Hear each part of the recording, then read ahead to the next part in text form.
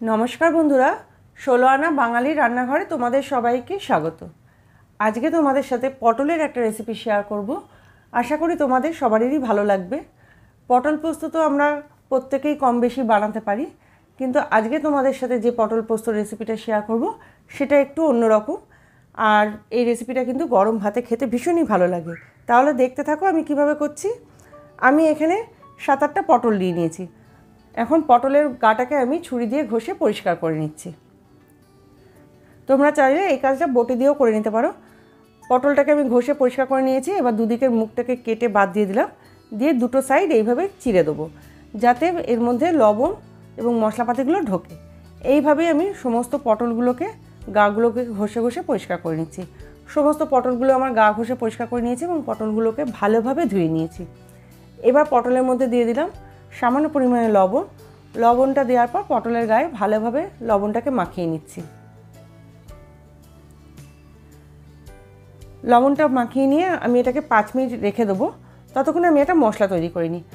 আমি একটা মিক্সিং জারের মধ্যে দিয়ে দিচ্ছি হাফ চা চামচ মতন কালো সর্ষে, দিয়ে দিচ্ছি 1 টেবিল চামচ মতন পোস্ত, আর দিয়ে দিচ্ছি 1 চা চামচ মতন সাদা সর্ষে।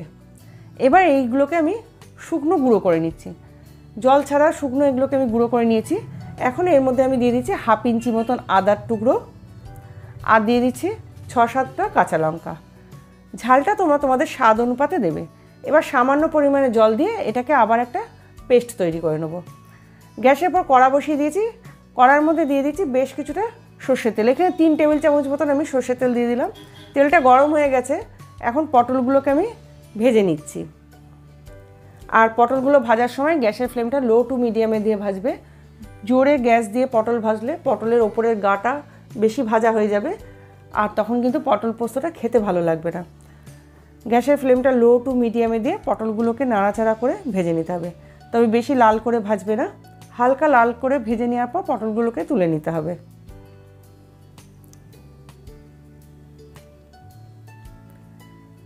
এইভাবে উল্টে পাল্টে আমি পটলগুলো ভেজে নিয়েছি। পটলগুলো আমার ভাজা হয়ে গেছে, এর থেকে বেশি ভাজবো না। এবার পটলগুলোকে আমি তুলে নিচ্ছি।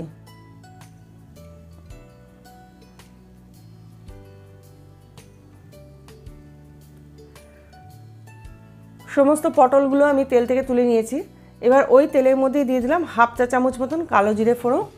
কালো জিরেটা একটু ভাজা হয়ে গেলে এর মধ্যে দিয়ে দিলাম সামান্য পরিমাণে হলুদ। হলুদটা দিয়ে একটু নাড়াচাড়া করে নিয়ে এর মধ্যে এখন দিয়ে দিচ্ছি আমি যে মশলার পেস্টটা করে রেখেছিলাম, কালো সর্ষে, সাদা সর্ষে, পোস্ত, আদা আর কাঁচা লঙ্কা, সেই পেস্টটা দিয়ে এবার মশলাটাকে ভালোভাবে কষিয়ে নিচ্ছি। এই সময়ও কিন্তু গ্যাসের ফ্লেমটা লো টু মিডিয়ামে দিয়ে করবে। এর মধ্যে দিয়ে দিলাম স্বাদ মতন লবণ। তবে লবণ দেওয়ার সময় খেয়াল রাখতে হবে, কারণ আমি পটলের গায়েও লবণ মাখিয়ে নিয়েছিলাম, সেই পরিমাণ বুঝেই লবণটা দিতে হবে। আর দিয়ে দিলাম সামান্য পরিমাণে চিনি। চিনিটা দিয়ে মশলাটাকে কষিয়ে নেওয়ার পর মশলা থেকে যখন তেল ছেড়ে দিয়েছে তখন এর মধ্যে পটলগুলো দিয়ে দিলাম। পটলগুলো দিয়ে আবার নাড়াচাড়া করে আমি এটাকে চাপা দিয়ে দিলাম। 2-3 মিনিট পর চাপাটাকে খুলে নিলাম। দেখো পটলটা মশলার সাথে খুব ভালোভাবে কষানো হয়ে গেছে এবং মশলা থেকে খুব ভালোভাবে তেল ছেড়ে দিয়েছে। এখন এর মধ্যে আমি দিয়ে দিচ্ছি হাফ কাপ মতন জল। বেশি জল দেবো না, যেহেতু এই পটল পোস্তটা গা মাখা হলে খেতে বেশি ভালো লাগে, তাই অল্প পরিমাণে জল দিলাম যাতে পটলটা ভালোভাবে সেদ্ধ হয়ে যায়। এবার জলটাকে খুব ভালোভাবে মশলার সাথে মিশিয়ে নিয়ে আবারও এটাকে 5 মিনিটের জন্য চাপা দিয়ে দিলাম। 5 মিনিট পর চাপাটা খুললাম। আমার পটল পোস্তটা হয়ে গেছে। দেখতেই পাচ্ছ ঝোলটা অনেকটা শুকিয়ে গেছে এবং তেলটাও ছেড়ে দিয়েছে। এবার পটলগুলোকে আমি প্লেটে তুলে নিচ্ছি। তাহলে বন্ধুরা তোমরাও একবার বাড়িতে এইভাবে পটল পোস্ত ট্রাই করো। আশা করি তোমাদের ভালো লাগবে। আর ভালো লাগলে আমাকে কমেন্ট করে জানিও। আর আজকের রেসিপিটা যদি তোমাদের ভালো লেগে থাকে তাহলে আমার চ্যানেলটাকে সাবস্ক্রাইব করে দিও, পাশের বেল আইকনটা টিপে দিও যাতে আমি নতুন কোনো ভিডিও ছাড়লে তার নোটিফিকেশন তোমরা পেয়ে যাও।